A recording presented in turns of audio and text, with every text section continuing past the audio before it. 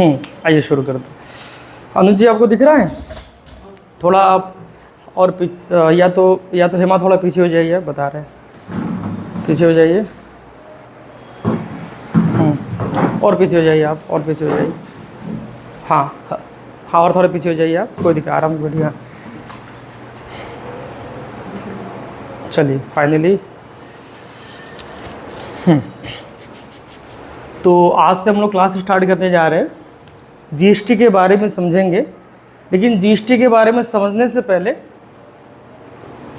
हमें ये जानना है कि टाइप ऑफ बिजनेस रजिस्ट्रेशन के बारे में, क्योंकि जीएसटी से संबंधित जो भी काम होगा या किसी भी टैक्स से संबंधित काम होगा वो किसी व्यापार के लिए होगा, है ना। आप लोग किसी भी कंपनी में जाएंगे, वहाँ जीएसटी, इनकम टैक्स, टीडीएस के नियम कानून लगते हैं। तो सबसे पहले हम लोग ये जान ले कि बिजनेस के टाइप्स, कितने टाइप के बिजनेसेस हैं हमारे भारत में या हर जगह। फिर क्योंकि हर एक बिजनेस में थोड़ा नियम कानून अलग तरीके से होता है ना।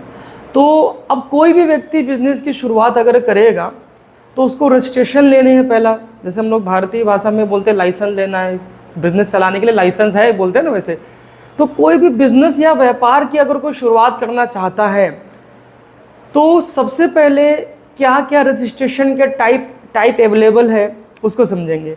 तो कोई भी अगर बिजनेस करता है, बिजनेस की शुरुआत करेगा और अपने बिजनेस को रजिस्ट्रेशन अगर कराना चाहेगा, उसके बाद दो ऑप्शन है रजिस्ट्रेशन कराने के, दो विकल्प हैं, ध्यान समझिएगा।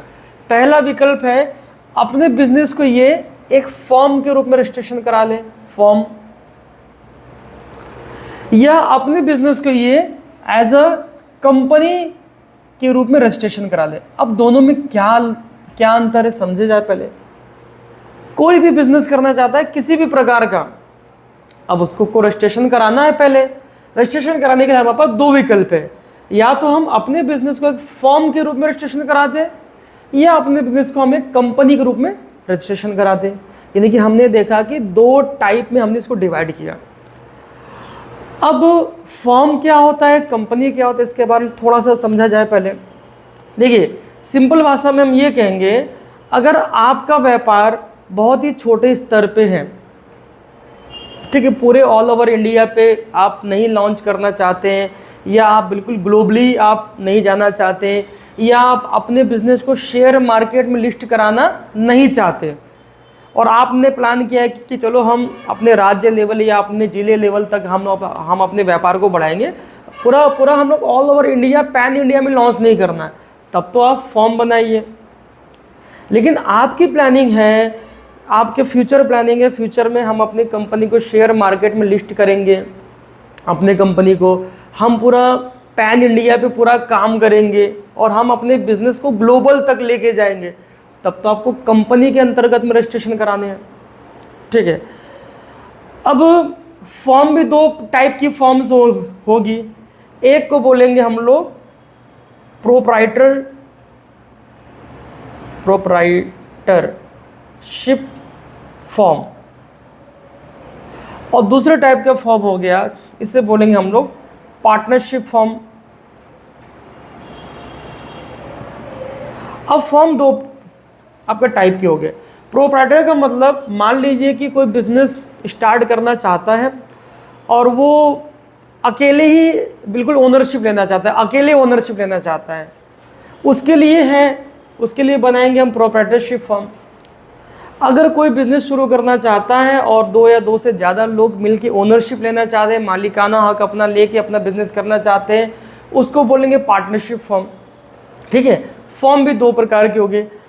अब कंपनी को भी हम दो टाइप में डिवाइड कर सकते हैं। कैसे? एक टाइप की कंपनी होती है जिसे बोलते हैं for the profit company, for the profit company, यानी कि प्रॉफिट कमाने के लिए बनाई गई कंपनी। इसका उद्देश्य है कि हम लाभ कमाएं, प्रॉफिट कमाएं। दूसरे प्रकार की कंपनी होती है जिसे हम बोलते हैं नॉट फॉर प्रॉफिट कंपनी।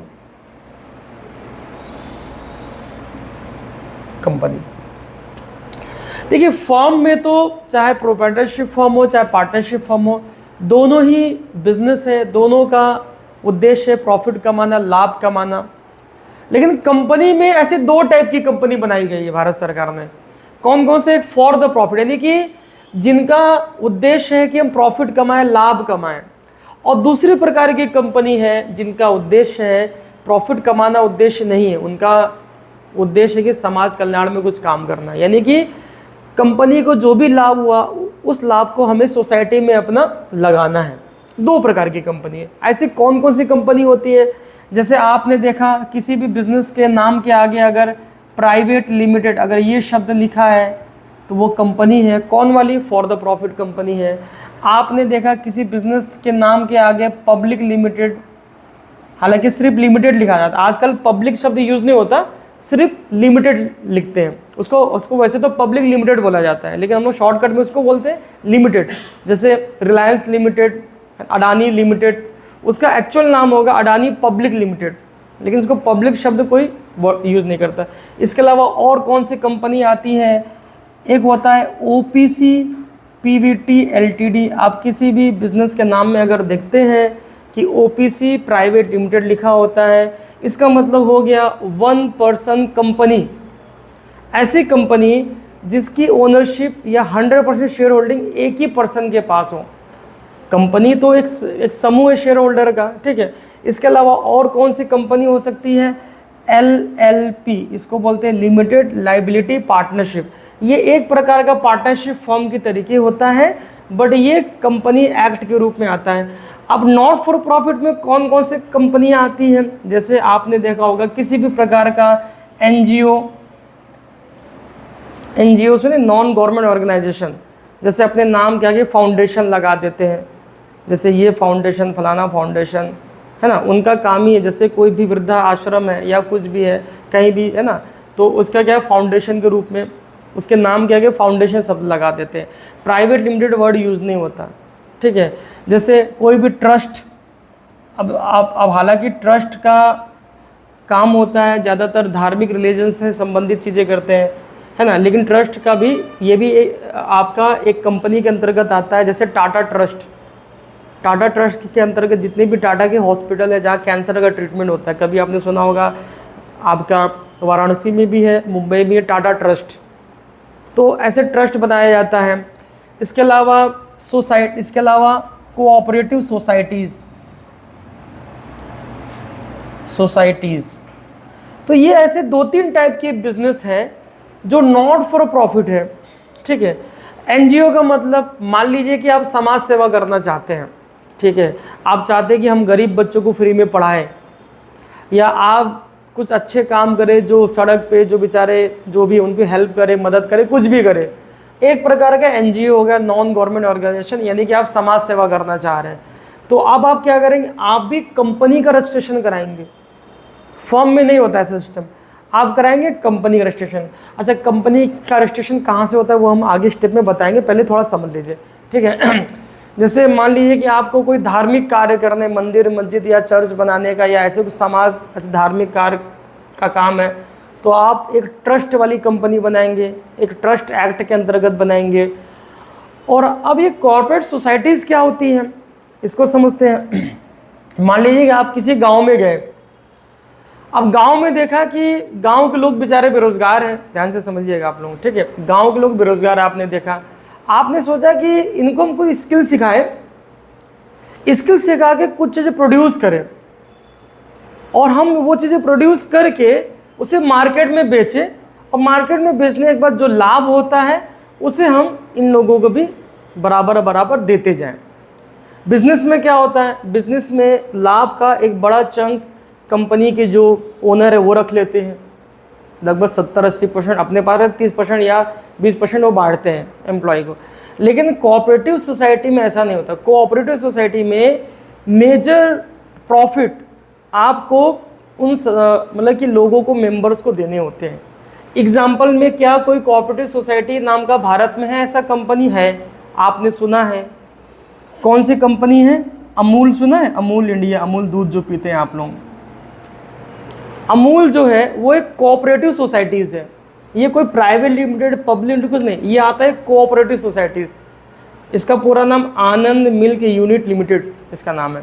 तो एक्चुअली में पहले आपने शायद मतलब बुक्स वगैरह में आपने पढ़ा होगा, श्वेत क्रांति, वाइट रिवोल्यूशन, श्वेत क्रांति, हरित क्रांति, आप हिस्ट्री में खूब पढ़ा होगा आपने।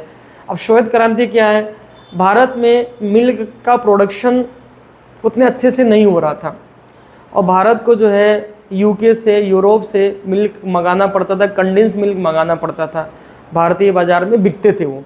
अब वो सब मिल्क बहुत महंगे पड़ते थे, अब भारत तो काफ़ी गरीब देश था, तो एक कोई भारत सरकार ने सोचा कि हम लोग मिल्क का प्रोडक्शन बढ़ाएं, कुछ करें ऐसा। तो भारत सरकार ने बोला कि किसी को हम सपोर्ट करते हैं, कोई ऐसा साइंटिस्ट या ऐसा कोई एग्रीकल्चर डिपार्टमेंट का साइंटिस्ट हो। तो एक व्यक्ति थे, क्या नाम था उनका, वर्गीस क्यूरियन, आप गूगल पर डालिएगा वर्गीस क्यूरियन। उन्होंने क्या किया, कई जगह जाके रिसर्च किया कि मिल्क का प्रोडक्शन किस तरीके से हम अच्छे से कराएं और पाउडर मिल्क कैसे बनाएं, कंडेंस मिल्क कैसे बनाएं। उन्होंने काफ़ी रिसर्च करने के बाद उन्होंने एक कंपनी डाली, आनंद मिल्क यूनिट लिमिटेड। और इन्होंने जितने भी गुजरात के जो गांव के लोग थे जो भैंस पालते थे, गाय पालते थे, उन लोगों को बोला कि अब आप लोग बिल्कुल मतलब आप लोग ऑर्गेनाइज हो जाइए, आप लोग जो भी मिल्क आप लोग प्रोक्यूर करते हैं वो हमें आप दीजिए, उसको मार्केट में बेचेंगे, आपको अच्छे लाभांश देंगे। पहले क्या था, मतलब गाय भैंस पालने वाले लोग काफ़ी थे, लेकिन उनके पास एक मार्केट नहीं था। वो अपना जो भी मिल्क प्रोक्यूर करते थे, उनका कुछ मिल्क बिकता था, कुछ वेस्ट हो जाता था, फेंक जाता था, वेस्टेज हो जाता था उनका, और उनको सही कीमत मिल नहीं पाती थी, गरीब हो जा रहे थे लोग। फिर इन्होंने क्या किया, एक कोऑपरेटिव सोसाइटीज़ बनाया। फिर गुजरात में जितने भी किसान थे उनसे बोला कि आप मिल्क प्रोक्यूर करो, फिर हम इसको अपने मशीन में डाल के या जो भी हम लोग पेस्चराइज करेंगे, इसको रिजर्व करेंगे, फिर आप मार्केट में बेचेंगे। इस तरह करके एक मार्केट बनाई गई और इसमें से 60 से 70% जो प्रॉफिट आती है वो बांटते हैं, इन किसानों को बांटा जाता है। तो आनंद मिल्क यूनिट लिमिटेड जो गुजरात की कंपनी, जब ये चीज़ें लॉन्च हुई तो भारत में दूध का काफ़ी ज़्यादा भारत में प्रोड्यूस होने लगा। जैसे अभी मोदी जी बोले सोना मत खरीदिए, क्यों ऐसा बोले, फॉरेन, अभी आगे हम मतलब आगे ना वो भी पढ़ाएंगे आपको, ना जीडीपी के बारे में हल्का सा बताएंगे, क्योंकि ठीक है। तो ये एक कोऑपरेटिव सोसाइटीज़ नाम की कंपनी है, ठीक है। इस तरह से ट्रस्ट, जैसे बहुत सारे ट्रस्ट है, धार्मिक वाले ट्रस्ट है वो भी है, जैसे बहुत सारे एनजीओ है।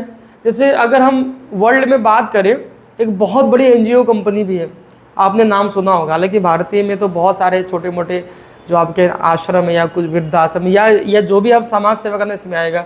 जैसे आपने रोलेक्स का नाम सुना, रोलेक्स घड़ी, सबसे महंगी घड़ी लगभग उसी की आती, 5-5 लाख की आती, वो एक एनजीओ कंपनी है। वो जो भी लाभ कमाती है रोलेक्स कंपनी, हालांकि यूएस की कंपनी है, जो भी लाभ कमाती है वो चैरिटी करती है उससे। तो ऐसे बहुत सारी कंपनी है जो आपका एनजीओ के अंतर्गत है, ट्रस्ट के अंतर्गत है, कोऑपरेटिव सोसाइटीज़ के अंतर्गत है। और ये सब तो आप सभी जगह प्राइवेट लिमिटेड है, पब्लिक लिमिटेड है। जैसे कोई आप मान लीजिए कि 2 लोग बिजनेस करना चाहते हैं, ठीक है, ज्ञानेंद्र और मान लीजिए कृष्णा, 2 लोग बिजनेस करना चाहते हैं। अब ये दोनों का प्लानिंग ये है कि हम बहुत बड़े स्तर तक अपने व्यापार को लेके जाएं। कितने बड़े स्तर तक, हम पूरे भारत में इसको लॉन्च करेंगे, कल को हम शेयर मार्केट में उतरेंगे, इनकी ये प्लानिंग है। तो ऐसी प्लानिंग है तो इनको एक प्राइवेट लिमिटेड कंपनी बनानी पड़ेगी। अब प्राइवेट लिमिटेड कंपनी में क्या होता है, इसमें आप मैक्सिमम 200 मेंबर्स रख सकते हैं बस। अभी तो 2 ही लोग से आपका व्यापार शुरू हो रहा है और आप शेयर होल्डर बनाएंगे 2 लोग, 4 लोग, मैक्सिमम 200 लोग। और मान लीजिए कि कल को अपनी कंपनी को ये आईपीओ लाना चाहते हैं, यानी शेयर मार्केट में लिस्ट कराना चाहते हैं, तो अब ये अपनी प्राइवेट लिमिटेड कंपनी को पब्लिक लिमिटेड में कन्वर्ट कर सकते हैं, ये बदला जा सकता है। क्योंकि पब्लिक लिमिटेड प्राइवेट लिमिटेड में बस यही फ़र्क होता है कि पब्लिक लिमिटेड जब कंपनी बनती है उसमें 200 से ज़्यादा शेयर होल्डर आप बना सकते हैं। क्योंकि जब अपने बिजनेस को आप शेयर मार्केट में लिस्ट करेंगे तो हज़ारों लोग शेयर खरीदेंगे, आपका 200 नहीं हज़ारों खरीदेंगे। उसके लिए रूल ये है कि जब कंपनी को बड़े स्तर तक लेके जाना है तो आपकी कंपनी को पब्लिक लिमिटेड ग्रुप में आपको बनाना पड़ेगा। तो कोई भी व्यक्ति शुरू में एक कंपनी बनाना तो ज़्यादातर प्राइवेट लिमिटेड नाम से कंपनी बनाता है। अब ये कैसे होता है वो आगे बताऊंगा, ठीक है। दूसरा है पब्लिक लिमिटेड। अब आपकी सोच है कि अब हम शेयर मार्केट में उतरे या 200 से ज़्यादा लोगों से हम शेयर पैसा ले बिजनेस को आगे बढ़ाने, शेयर का मतलब पैसा है ना, इन्वेस्ट करवाए, तब तो आपको पब्लिक लिमिटेड बनाना पड़ेगा। ओपीसी प्राइवेट लिमिटेड क्या है, 1 पर्सन कंपनी। अब ये ऐसी कंपनी न तो शेयर मार्केट में लिस्ट हो सकती है, नहीं हो सकती है, क्योंकि शेयर मार्केट लिस्ट होने के लिए पब्लिक लिमिटेड बनाना पड़ेगा। ओपीसी कंपनी पब्लिक लिमिटेड नहीं बन पाती है।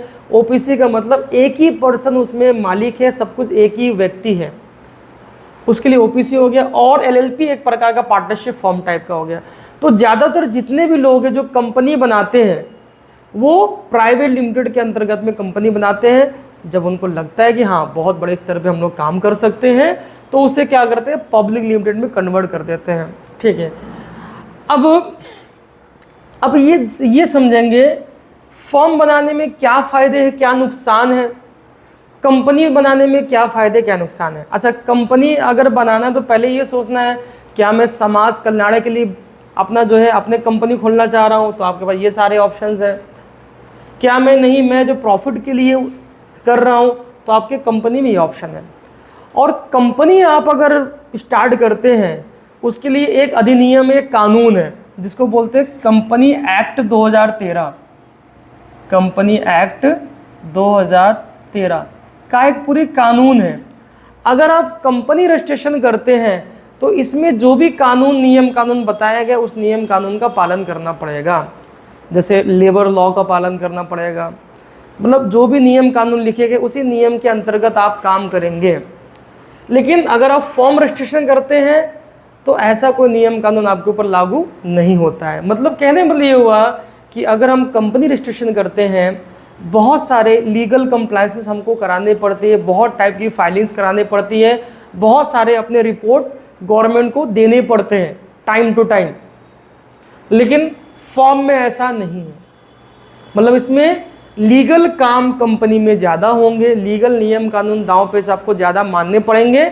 लेकिन फॉर्म में ऐसा नियम कानून आपको ज़्यादा मानना नहीं पड़ेगा। ये आसान है, इसे आसानी से चलाया जा सकता है बिना कोई झाम ताम के। लेकिन कंपनी में आएंगे बहुत सारे नियम कानून का पालन करके करना पड़ा, हल्का सा कुछ गड़बड़ी हुआ तो आपको प्रॉब्लम हो जाएगी। अच्छा, कंपनी का रजिस्ट्रेशन करने के लिए भारत सरकार का एक वाणिज्य मंत्रालय की वेबसाइट है। वो वाणिज्य मंत्रालय को बोलते हैं मिनिस्ट्री ऑफ कॉर्पोरेट अफेयर। इसका एक वेबसाइट है mca.gov.in। ये एक वेबसाइट है, भारत सरकार का वाणिज्य मंत्रालय का वेबसाइट है। यानी कि कभी भी कंपनी किसी को रजिस्ट्रेशन कराना है तो कंपनी का लाइसेंस रजिस्ट्रेशन भारत सरकार का वाणिज्य मंत्रालय ही देता है। आपको मिनिस्ट्री ऑफ कॉर्पोरेट अफेयर के वेबसाइट पे जाना है, वहीं से सारी रजिस्ट्रेशन की प्रक्रिया होंगी। ठीक है, लेकिन अगर आपको फॉर्म रजिस्ट्रेशन कराना है तो फॉर्म रजिस्ट्रेशन कराने के लिए भारत सरकार का वाणिज्य मंत्रालय से आपको लाइसेंस लेने की ज़रूरत नहीं है। इसके लिए बहुत ही सिंपल प्रोसेस है, मुश्किल से 5 मिनट का प्रोसेस, 5 से 10 मिनट का प्रोसेस है। आपके पास 2 तरीके हैं, या तो आप एक MSME रजिस्ट्रेशन कराएं जिसे उद्यम रजिस्ट्रेशन भी बोलते हैं।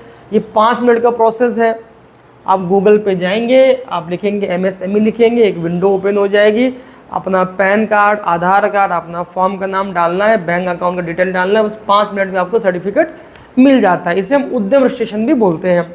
दूसरा क्या है, दूसरा है ऑप्शन GST रजिस्ट्रेशन ले लेना। हालांकि GST रजिस्ट्रेशन यहाँ भी लिया जाता है, ठीक है। GST रजिस्ट्रेशन ले लेंगे, फिर भी आपका फॉर्म रजिस्ट्रेशन हो गया ऐसा मान लेते हैं, ठीक है। तो GST की पूरी एक वेबसाइट है www.gst.gov.in, और इसी चीज़ को हम लोग पढ़ेंगे लगभग 1.5 महीना इसी चीज़ को पढ़ने वाले हम लोग। लेकिन मैं अभी आपको पूरा एक प्रारूप समझा रहा हूँ। मान लीजिए कल को आप अकाउंटेंट की जॉब करते हैं, तो कहीं भी जॉब करेंगे इसमें से कोई ना कोई बिजनेस में ही आ पाएंगे। इसलिए मैं आपको इसलिए दिखा रहा हूँ ताकि आपको पता हो कि यार सर ने ये पढ़ाया था, इसमें ये सब नियम चलते हैं। मान लीजिए हम पूरा अकाउंटिंग का काम सीख गए, अब हम किसी बिज़नेस में लगे, अब वो बिज़नेस का नेचर कुछ पता ही नहीं आपको, पहले तो ये भी जानना ज़रूरी है ना। टैक्स का काम जानने से पहले बिज़नेस के बारे में जानिए, कौन कौन से बिज़नेस टाइप्स होते हैं, तभी तो हम टैक्सेशन के नियम कानून को जान पाएंगे, है कि नहीं है। तो आप लोग किसी भी दुनिया के किसी भी बिज़नेस में जाएंगे, इसमें से कोई ना कोई चीज़ में टकराएगी।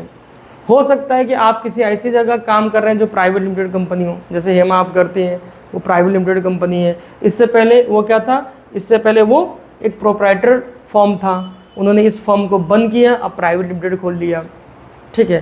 तो इसमें नियम कानून का पालन ज़्यादा करना है, इसमें कम नियम कानून है। अब ये तो हो गया, देखा जाए तो कंपनी में ज़्यादा नियम कानून का पालन करना है, मतलब इसमें कॉस्टिंग भी ज़्यादा है कि हमें सीए से काम कराना है या कोई वकील है उससे पूरा राय मशवरा लेके करना पड़ेगा, वरना दिक्कतें हो जाएंगी, प्रॉब्लम्स आ जाएंगी, ठीक है। लेकिन कंपनी में फ़ायदे क्या है? कंपनी रजिस्ट्रेशन करने से सबसे पहला फ़ायदा ये है कि आपको अगर ब्रांड बनना है, ब्रांड मान लीजिए सपोज एक कोई कंपनी किसी ने लॉन्च की, कृष्णा प्राइवेट लिमिटेड लॉन्च की, और किसी ने एक फर्म लॉन्च किया, मान लीजिए नूरुल एंटरप्राइजेस करके फर्म लॉन्च की, नाम ऐसे होता है एंटरप्राइजेस वगैरह या ट्रेडर्स एजेंसी ऐसे लिखा होता है, फर्म में कुछ भी नाम रख सकते हैं आप, ठीक है।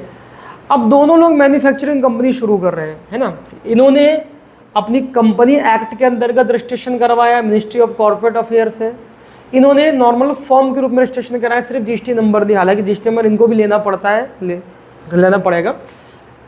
तो अब क्या फ़ायदे हैं, क्या नुकसान है दोनों में? इनके लिए फ़ायदा नंबर क्या है? अब इनके नाम से कोई भी दूसरा कंपनी बना नहीं सकता। अगर आपने कोई प्रोडक्ट बनाया, पीछे लिखा manufactured by Krishna private limited, इन्होंने लिखा मैन्युफैक्चर्ड बाय नूरुल एंटरप्राइजेस, लेकिन आपका प्रोडक्ट मार्केट में कॉपी हो सकता है, कॉपी हो जाएगा, कोई भी व्यक्ति नूरुल एंटरप्राइजेस नाम से बिजनेस शुरू कर सकता है। मतलब नूरुल एंटरप्राइजेस ये जो नाम है ना, इस नाम से कोई भी बिजनेस शुरू कर सकता है, कोई आपत्ति नहीं है। मान लीजिए किसी ने लॉन्च किया, अपने फॉर्म बनाया नूरुल एंटरप्राइजेस, उसने भी सेम प्रोडक्ट बनाया, उसने भी लिख दिया नूरुल एंटरप्राइजेस। अब भाई कस्टमर को तो लगेगा ये भी नूरुल एंटरप्राइजेस का बिजनेस है। लेकिन अगर किसी ने कंपनी बनाया कृष्णा प्राइवेट लिमिटेड, अब ये नाम भारत में एक ही होगा, दूसरा ये नाम ले ही नहीं सकता। कहने का मतलब एक एडवांटेज ये मिल रहा है, अगर आपको एक ब्रांड बनना है तब तो आपको कंपनी में रजिस्ट्रेशन कराना ही होगा। क्लियर? अगर आपको ब्रांडिंग नहीं बनना, ब्रांड नहीं बनना, तब तो आएगा कि फॉर्म रजिस्ट्रेशन कराएंगे, फॉर्म के नाम के आगे एंटरप्राइजेस या ट्रेडर्स या एजेंसी या कुछ भी नाम रख सकते हैं। क्लियर हो गया? तो पहला चीज़ है, अगर मान लीजिए कि आप टैक्स कंसल्टिंग करते हैं, हालांकि जो हम लोग सिखा रहे हैं उसमें आप पूरी कंसल्टिंग भी आपको सिखाई जा रही है पूरी, तो पहला काम, अगर आप जब यहाँ से सीख जाएंगे, आपके पास कोई बिजनेसमैन आया, बोला कि सर हमें अपना बिजनेस का रजिस्ट्रेशन कराना है, तो पहले आप पूछेंगे कि भैया आपका नेचर ऑफ बिज़नेस क्या है, किस चीज़ का बिज़नेस है। उसने कहा कि सर हमारा एक हमारा छोटी सी दुकान है और हम उसमें जो है थोड़ा बहुत काम करना, होलसेल का काम करना चाहते, तो आप समझ गए कि भैया इसको फॉर्म रजिस्ट्रेशन करवा दे, ज़्यादा सही है। लेकिन उसने कहा कि हम एक मैन्युफैक्चरिंग कंपनी लॉन्च करने जा रहे हैं, हमारी सोच ये है कि पूरा हमें अपने बिज़नेस को, व्यापार को फैलाना है और ये सारी चीज़ें हैं। तब आप कहेंगे भैया इनका कंपनी रजिस्ट्रेशन कराओ, प्राइवेट लिमिटेड कराओ। तो ऐसे करके हम लोग एनालिसिस कर रहे हैं। तो इसको आप पहले नोट करिए, इसको नोट कर लीजिए, पहले बताता हूँ आगे का। तो ये हमने पूरा डिवाइड कर दिया, इतने तरह की चीज़ें आपको मिलेंगी मार्केट में, ठीक है। पहले आपको समझ हो जाए, लिखिए, फिर इसका आपको ना पूरा प्रोसेस समझाता हूँ आगे, इसको नोट कर लीजिए ये, ठीक। आइए, तो सबसे पहले बात आते हैं, हम समझते हैं प्रोप्राइटरशिप फॉर्म को लेते हैं पहले, कि प्रोप्राइटरशिप फॉर्म को अगर रजिस्ट्रेशन कराने हैं उसके क्या प्रोसेस है, ठीक है। तो सबसे पहले आते हैं registration of proprietor, RIETURS, proprietorship form.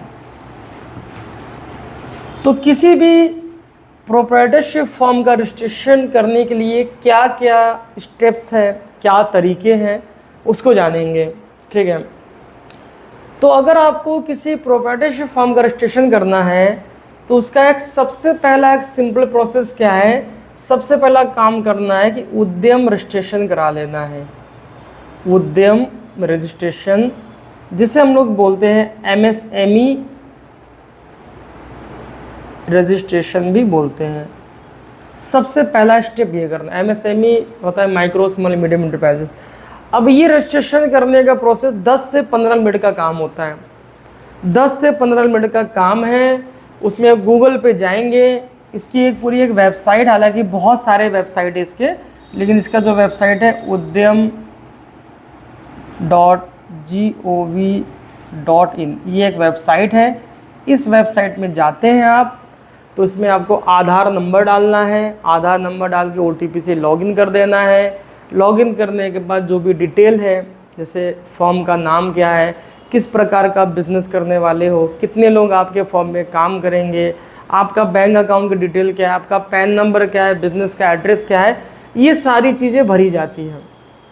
और भरने के बाद उसको जब हम सबमिट करते हैं, OTP से आधार रजिस्टर्ड नंबर पे OTP डाल के सबमिट करते हैं, तुरंत आपका एक सर्टिफिकेट जनरेट हो जाता है। ये 10 से 15 मिनट सर्टिफिकेट जनरेट हो जाता है। इसके लिए बहुत सारे लोग 500 से 1000 रुपये चार्ज करते हैं इसका, मुश्किल से 10 मिनट का काम है पहला। दूसरा तरीका क्या करना है, दूसरा तरीका है लेना है GST रजिस्ट्रेशन।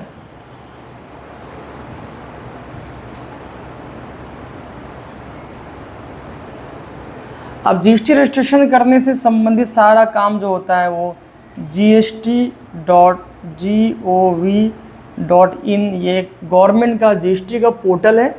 इसी पोर्टल में GST से संबंधित सारे काम होते हैं और यही पोर्टल को हम अच्छे से सीखेंगे। हमारा जो क्लास शुरू हो रहा है इसी से संबंधित हो रहा है, लेकिन मैं जानबूझ के ये सारी चीज़ें बता रहा हूँ, एटलीस्ट आपको क्लैरिटी रहे। मैं डायरेक्ट GST नहीं पढ़ाना चाह रहा हूँ कि भैया GST, ऐसा नहीं, मज़ा नहीं आएगा। फिर पहले आपको सारी चीज़ें समझनी है, बैक की चीज़ें, बैकएंड की चीज़ें, तभी आपको GST का काम अच्छे से सीख पाएंगे। ठीक है, तो किसी भी प्रोप्राइटरशिप फॉर्म रजिस्ट्रेशन करने के लिए 2 ही रजिस्ट्रेशन करने पड़ते हैं। एक GST रजिस्ट्रेशन जो कि आपको सिखाया जाएगा, हमारा क्लास ही वही का GST का पूरा, और एक उद्यम रजिस्ट्रेशन। 2 रजिस्ट्रेशन कर देंगे तो इसका फॉर्म रजिस्ट्रेशन हो जाएगा। GST रजिस्ट्रेशन हम लोग अप्लाई करते हैं, मुश्किल से 20-25 मिनट का इसमें प्रोसेस होता है, 20 से 25 मिनट का, लेकिन इसका सर्टिफिकेट आने में 10 से 15 दिन लग जाते हैं। ठीक है, इसके लिए मार्केट में 3000 से 3500 तक चार्ज करते हैं GST रजिस्ट्रेशन कराने के लिए। कहने का मतलब किसी भी व्यक्ति को फॉर्म रजिस्ट्रेशन कराने हैं उसमें खर्च आएगा 4000 रुपये, उससे ज़्यादा नहीं आने वाला। ठीक है, ये बात कर रहे हैं प्रोप्राइटरशिप फॉर्म की, जिसमें एक ओनर है, एक व्यक्ति, उसमें मालिकाना दिखाना है हमको। अब बात करते हैं पार्टनरशिप फॉर्म का रजिस्ट्रेशन कैसे होगा, उसको समझ लेते हैं पहले।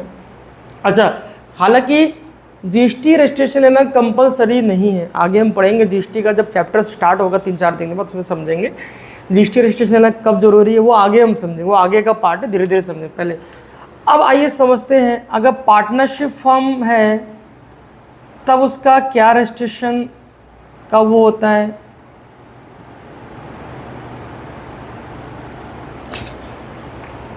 अब प्रोप्राइटरशिप फॉर्म का रजिस्ट्रेशन जब करते हैं उसमें थोड़ा सा सिंपल प्रोसेस है, ज़्यादा काम नहीं है, लेकिन पार्टनरशिप फॉर्म में थोड़ा सा काम बढ़ जाएगा।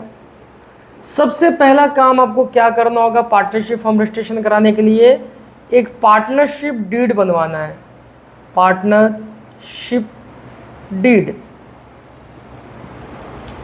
आप कचहरी पे जाएंगे, स्टाम्प पेपर खरीदेंगे, कितने का, हर जगह हर एक राज्य में अपना अपना स्टाम्प का रूल है। स्टाम्प एक्ट अगर पढ़ेंगे उसमें समझ में आएगा कि कौन सी चीज़ के लिए कितने रुपए का स्टाम्प पेपर खरीदना पड़ता है। वैसे उत्तर प्रदेश में अगर आप किसी पार्टनरशिप बिजनेस अगर आप शुरू कराना चाहते हैं, उसके लिए आपको 750 रुपये का स्टाम्प पेपर ये खरीदना पड़ेगा। उसी स्टाम्प पेपर में आप पूरी डिटेल लिखेंगे। भाई पार्टनरशिप फर्म का मतलब ही हो गया 2 या 2 से ज़्यादा लोग व्यापार कर रहे हैं, तो जितने भी ओनर हैं उनका नाम, उनका एड्रेस, बिज़नेस का नाम क्या रखना चाह रहे हैं, बिज़नेस क्या चीज़ का बिज़नेस करना चाह रहे हैं, सारे पार्टनर के लिए नियम कानून क्या होंगे, कितना प्रॉफिट शेयर होगा, कितना लॉस शेयर होगा, कोई पार्टनर की डेथ अगर हो जाती तो उस समय क्या होगा, नया पार्टनर लाने के लिए क्या समिति, ये एक नियम कानून पूरा लिखा जाता है 2-4-5 पेज में। गूगल पे भी काफ़ी फॉर्मेट है। तो सबसे पहला काम क्या करना है, पार्टनरशिप डीड रजिस्ट्रेशन कराना है। सबसे पहला चीज़ है पार्टनरशिप